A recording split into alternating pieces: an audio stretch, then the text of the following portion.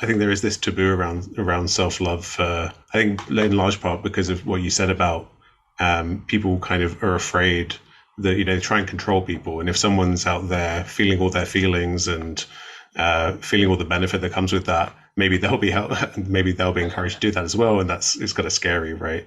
To feel your feelings in that way, but there's this taboo, and it seems that people kind of, I think, would think this maybe narcissistic or egoic, that you're loving your identity. But it really seems to me that it's, as you were kind of pointing to there, this spacious compassion that is there beyond the rational mind, where the kind of, if you get out of your head, if you get out of your feeling of yourself and you look at, well, that person obviously deserves compassion, that person, but most of us, when we get to ourselves, we say, well, I don't. For some reason, I don't. But it's kind of getting outside of yourself and having that unbounded compassion for everyone, I would say. Yeah. Well, I always tell people, the big leap was a lot about how to discover your own genius, your own thing that you're uniquely suited to do. And the new book is about how to live in that space. And the two kind of go together. In fact, the new book, The Genius Zone, is, I think of it as a sequel to the work was in The Big Leap, because The Big Leap was about how to overcome what I call the upper limit problem, your tendency to sabotage yourself when things start going well. And once you start moving through your upper limit problem, then the next job is to really start owning and celebrating your genius and learning in the new book how to live there all the time. And I always tell people you're only one thought away from contacting your genius. And that thought is simply, I'm willing to have more of my genius revealed every day. That's a simple, clear, positive thought that will get the juices flowing. Willingness is the first step, I think, to actually making a commitment to something. Before you make a commitment to your genius, I ask people to do that too. But before that, they have to just be willing that they may have some kind of genius down there. And if you'll take a stance of willingness to have that reveal to yourself, that opens up the space for that to come forth in life in one way or the other.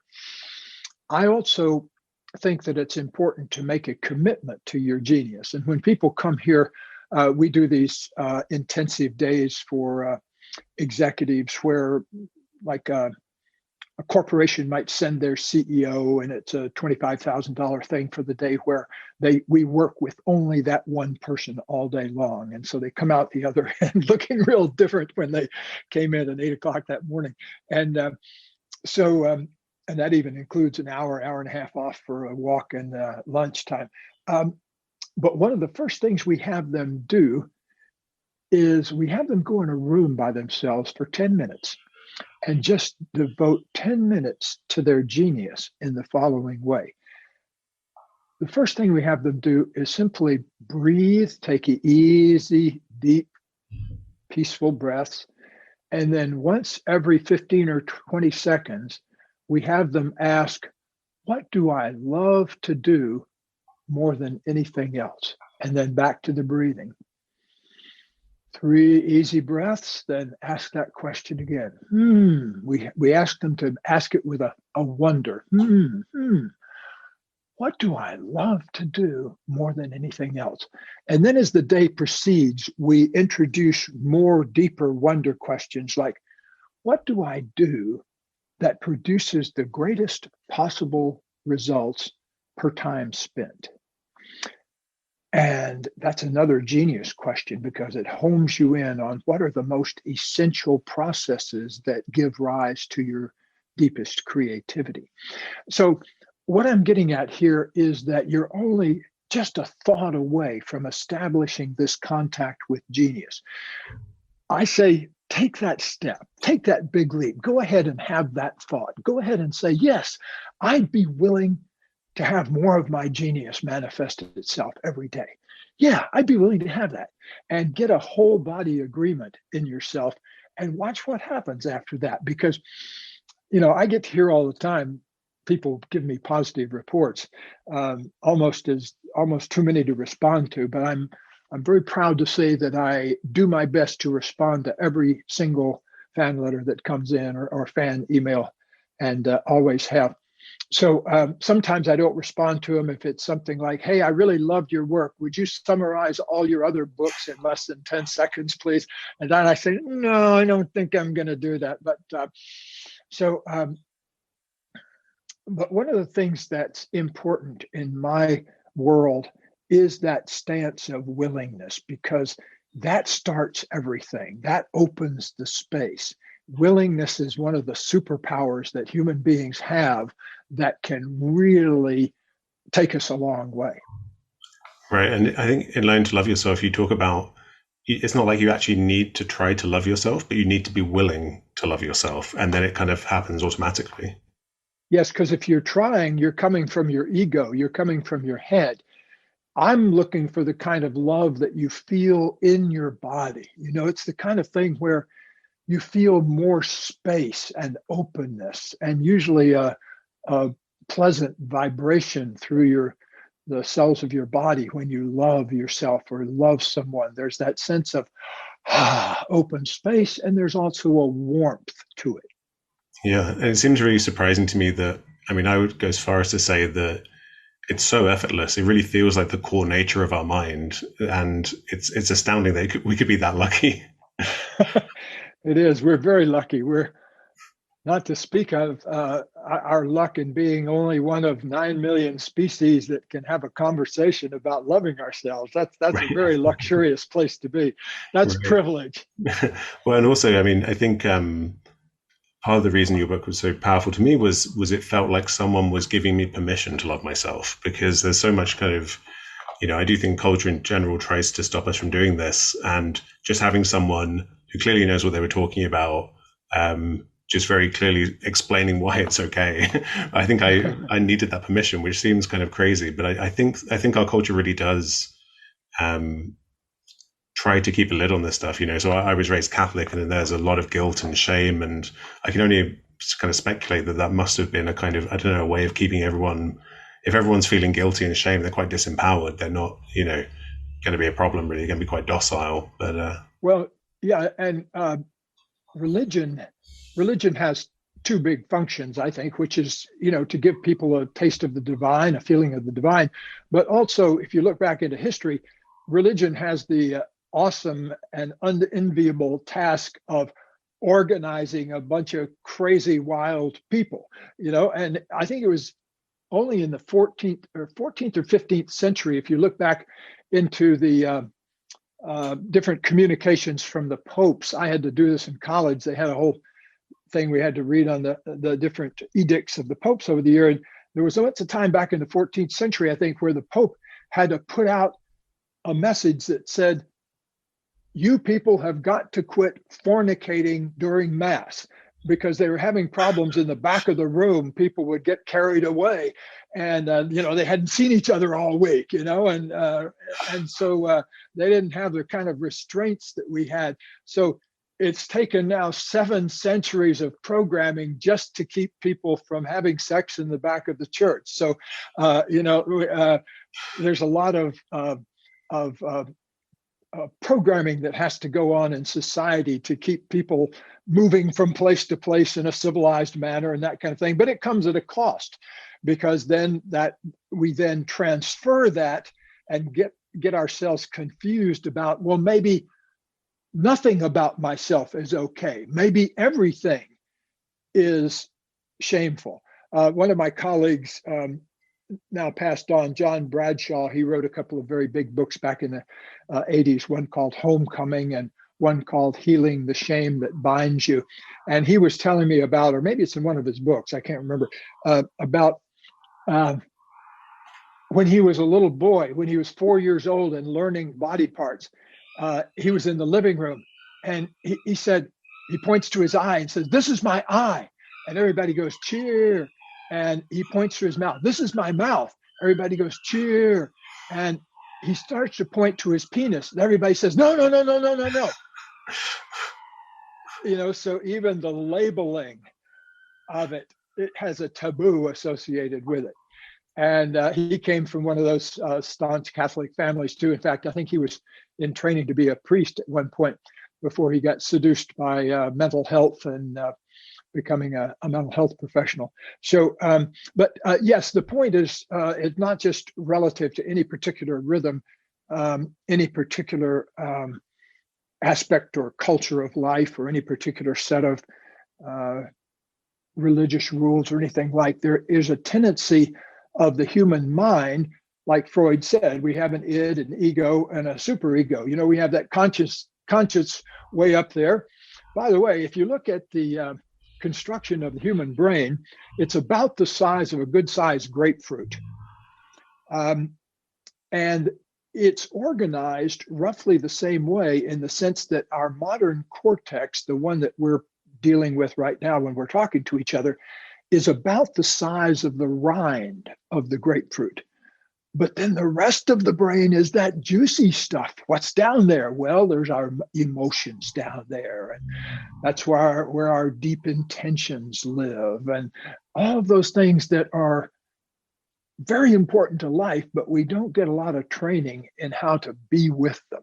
So, you know, it's like your mind can get you up to into your 30s and maybe up to 40, but if you haven't started dealing with your emotions and learning how to be with them and love yourself, you're going to have problems in your 40s and 50s, because you're dragging baggage that needs to be cleared up. See, the 30s, how old are you, by the way, if you don't mind my asking? 31 at the moment. Okay, well, this is perfect. Your 30s are a lot about learning how to own all of yourself, learning how to own all of your emotions. In your 20s, you can get away a lot of times by repressing them, pushing them away, drinking them away, smoking them away, watching television. Now, I'm going to be glued to the television set myself this week to see whether England can beat Denmark or not. I'm one of the lone soccer fans way out here in California, so I don't have much anybody to talk to. But too much watching sports on TV, too much watching, too much visual stimulation on the internet, those kinds of things can all keep us away from a rich, deep relationship with our bodies, especially three main feelings that cause most of the trip ups in life. Not being able to deal with your anger in a straightforward way. A lot of us keep that well tucked inside, or then explode with it in ways that cause problems. So here we teach people how to communicate all of your emotions, just like you would tell somebody the time of day. So we have people actually practice. It's 10:20 and I'm angry. It's 10:30 and I feel sad right now. It's 11 o'clock and I feel scared. It's 12:50 and I feel sexual feelings. So all of those kind of things are things that we need to be comfortable enough with to just talk about as ordinary things. And then you can talk about them when the time is right and it's the appropriate situation, and they don't come out when you're not expecting it. And so many of us live under kind of a thin veneer of repressing the things that matter most in relationships, like being able to tell somebody, I felt angry about that, or being able to tell somebody, I felt hurt about that, or I feel hurt right now, or I feel scared and I don't know why, or I feel some sexual feelings, or I feel confused. Those kinds of things are so important. And you know what, James, those are things that could easily be taught in the first grade of school, because I've seen them taught in the first grade. I've visited schools which have a very rich emotional awareness curriculum. Wow, it's amazing what these first, second, and third graders can do. I've actually watched a group of first graders practicing listening skills, where one person said something and then the other person had to summarize what they said into a recorder, and then they played it back for everybody. I mean, it was just so cool to see first graders doing something that I sometimes beat my brains out with a 50-year-old to try to get them to do. And it takes, 10 months where it could have taken an hour of training in the first grade. So anyway, all glory to schools that are beginning to develop more emotional awareness in our kids.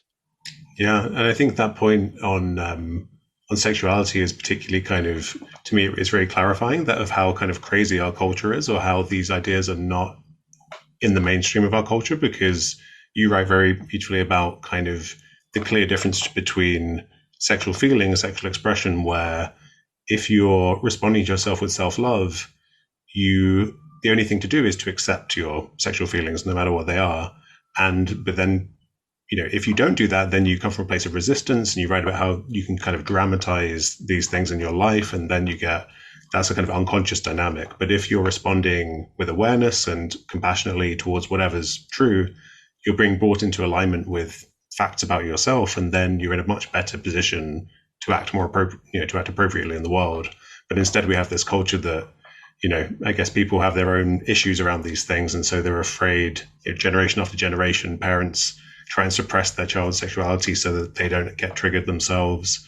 And so, I really wish that this perspective was more central in our culture. Yes, well, I'm doing everything I can, and I'm glad you're putting out the word on it. I've been talking about almost nothing else for the past 50 years, actually. I'm coming up on the 50th anniversary of all that happening. So I was really, the time has flown by, but it's still the same message. I think human beings probably need to hear it more than ever these days. Right. And just so we don't leave anyone behind, if on how to actually do this practice, you mentioned how it's kind of just experientially responding in this open, spacious, compassionate way towards whatever arises. And there's this amazing kind of short-circuiting ability, the way that you teach this approach, that it has, because you write about how if you feel in the moment like you can't feel love for yourself, well, then love that. That's the thing now that you have to try and love. And it's amazing how it can really, eventually you start feeling this love, even if you really think you can't. I really appreciate you highlighting that, because that's often the actual experience that we come to here, is the person can't love themselves. And so to open your heart and just love yourself for not being able to love yourself in that moment, that is a major piece of work that happens right after that. People often go, whoa, they've never done that before. By the way, I forgot to ask, are you a therapist, or what is your background? So I trained in psychology as my undergrad, but now I'm a neuroscientist. So I do more kind of non-clinical research. Uh-huh. Okay, great. Yeah. Well, we need more of that too. Human beings are very complex entities. Right. Yeah, and hopefully it has clinical relevance somewhere down the line. And then also, I guess, when it comes to the nuances of the practice of self-love, I mean, again, it's not like you're just summoning the nicest parts of yourself that are easiest to love, right? It brings out the parts of yourself that you've relegated to the shadow that most need the love, right? So it feels like it really it necessarily brings up this, whatever the thing is that you're going to find most difficult to love. One of my mentors, Jack Downing, who was a psychiatrist who practiced around Palo Alto when I was in my training back there, he had this image that really made a lot of sense. He said, most people think that there are two faucets in life. One is called pleasure and one is called pain. And he said that many people think that you can keep the pain one turned off and turn up the pleasure one. And he said, but in actual reality, there's only one faucet, and it says awareness on it. And that you turn it on, and in a way, then your job is to let go of trying to control what's there, because trying to control what's there is what's made you miserable.